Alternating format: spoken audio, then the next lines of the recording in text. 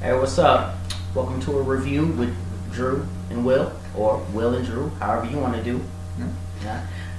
Today we just finished getting back watching Despicable Me 3, the third installment of the Despicable Me series. And possibly the most predictable. Gonna say, well, I mean, Yeah.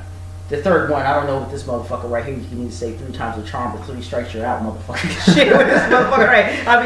I mean, it's still voiced by its original cast with, I believe it's Steve Carell. Steve Carell. Steve Carell, Miranda Cosgrove, all those people. Yeah, with the girls being voiced by, oops, sorry, I'm not doing very well right here.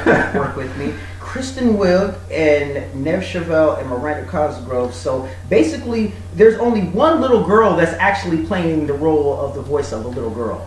Yeah. I noticed looking through the cast crew, there's a voice for Dr. Nefario, but Nefario's not actually in the movie. Yeah, because Nefario said, you know what, this is the third time, I really don't want to be in this movie. They froze him in carbonite, you know, I mean, They pulled a fucking Luke Han Solo on him, yeah, that just gave froze his ass in carbonite. Yeah, you know what, I think back now, knowing what I think is that they just did that part just to give Harrison Ford a break, because, I mean, you can only do so much,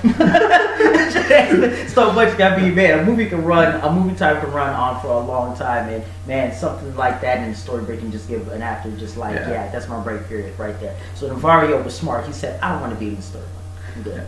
All right. So to start us off here today, the movie kind of started off early with, before the movie even began, with the illumination thing with the minions. That kind of annoyed me. We get that the minions are a part of the franchise, but they're throwing them in too early and too often. Because they're supposed to be comedic relief, but you can't understand what the fuck they're saying. Well, hey, remember that one time when they did a short movie with nothing but the minions? And that didn't work out too well? I think you just exposed just exactly why it didn't. Yeah. It's like, the comic relief, but when you make the direct involvement around the comic relief, you're like, okay, no, we're gonna need some relief from this shit now. But no, what kind of with me was the story of when you said predictability, when they went with the whole twin brother thing, you know, Gru and Drew. Yeah, you know, they were gonna do some of the cliche things that twins do, like can they feel what the other one feels, or finish this other sentences. And yeah, I mean, it was a nice touch and everything. I mean, this is a kids movie, but I mean, man, we were sitting in the theater. I mean, man, I think we were laughing at some of them more the kids were, because of the stupid shit they were doing. Yeah, I mean, don't get me wrong. It's a great movie. The animation is on point. I mean, there's a lot of things for the kids, but you know, there's a lot of adult themes as well. Especially with the character who's just like a person, just like child actor turned adult, and you know how that seems to turn out for a lot of times in real life. Not a very good individual. There's a lot of stuff going on even before the freaking title card came up with the heist going on and well, did you see who was doing the heist? I mean, Baltazar Bratt, like I said, it was a child star who grew up in his. I mean, man, and of all people he's being voiced by is Trey Parker, one of the co-creators of South Park, who I really think when they gave him his dialogue, they probably told him, Trey, I know what you're usually used to saying in your shows, but you're going to have to hold it off, because you get to that one part when he said, what did he say? Son of a biscuit? I don't remember. But you knew where he wanted to go. You knew where he wanted to go. And Trey Parker, that's what he does. He takes a lot of kid themes with South Park that we're all familiar with, and he turns them into, well, you've seen an episode of South Park. You just need to see one episode of South Park, and you got you got to see what's going to happen. Yeah. So speaking of the adult themes, there were 2 scenes where one of the main characters was fully nude. That happened twice. Yeah, like I said, there were 2 scenes, and it was just it was awkward to sit through, because you know, with the first one with Gru, I thought they would stop at his undergarments, but then they ripped those off too, and I went, what the fuck is going on? Well, the fact that he had to do that going right past somebody's birthday party, I mean, can you imagine that happening at a birthday party? Yeah, I mean, disregard the $20 billion diamond that he's holding in front of him, and that jewel to cover his jewels. I mean, disregard that fact. The fact that it is your birthday party, just regardless of any age, and then you got a guy that's just fully nude, just floating by. That just doesn't happen on a random.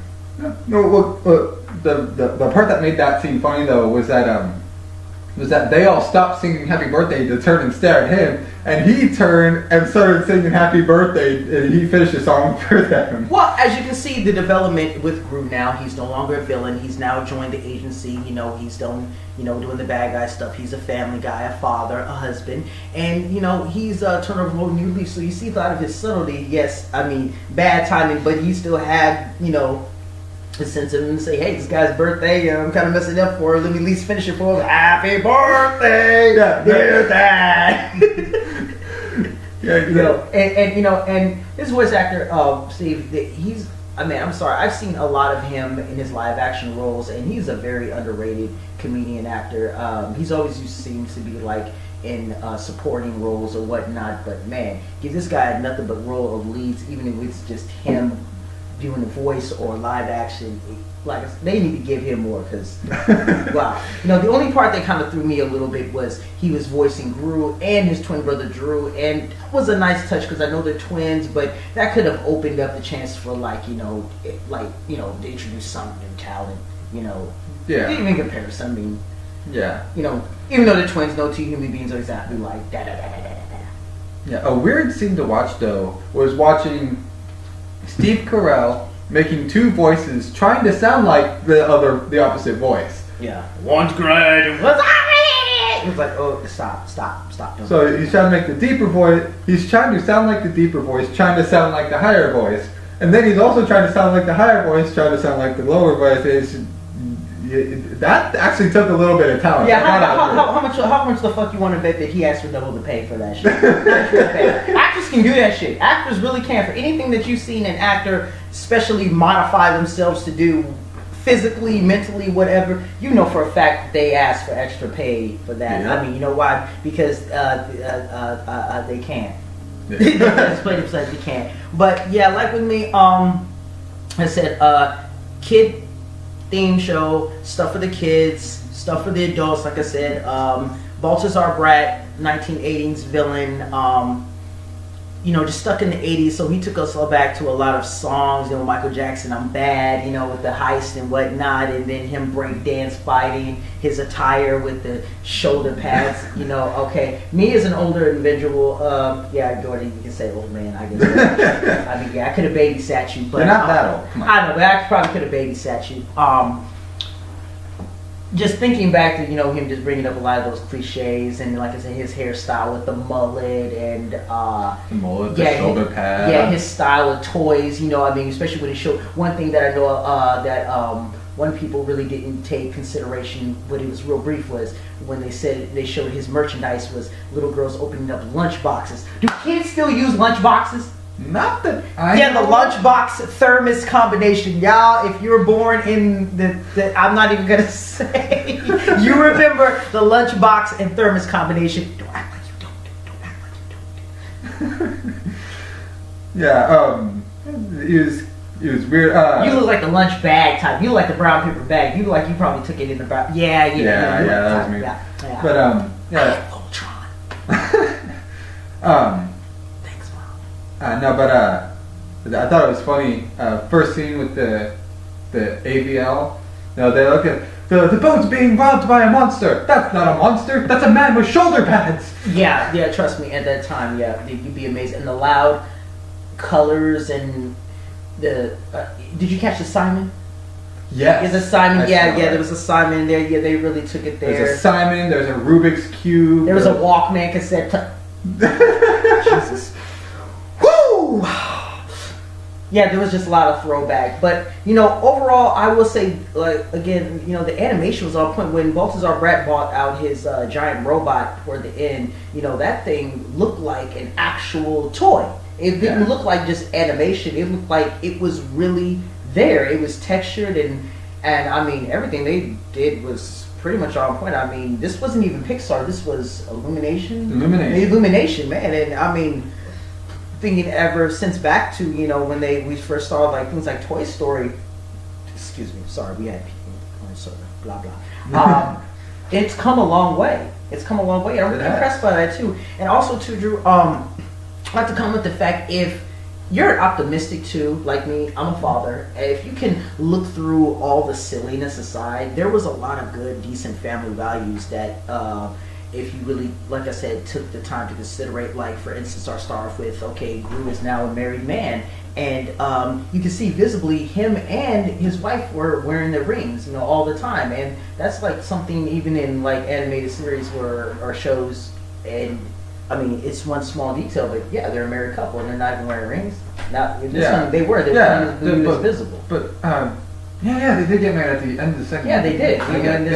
And there was one segment too where Lucy, she still learning how to be a mom, and little boy comes and knocks on the door and says, "Hey, I'm here to marry your daughter. She bit my cheese." And it's like, oh man, she bit that little boy's cheese. I saw that coming from a mile away. See what happens when you buy a little boy's cheese?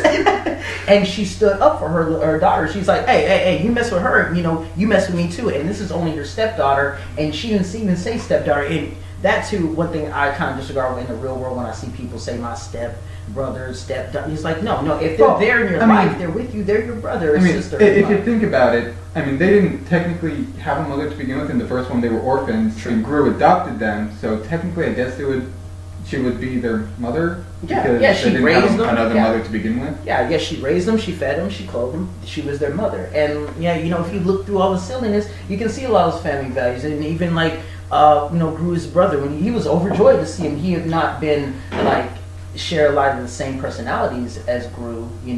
He was much more, softer and of a sweeter nature, but he was still his family aside, and he was still overjoyed, to see him. And real life, that don't really happen.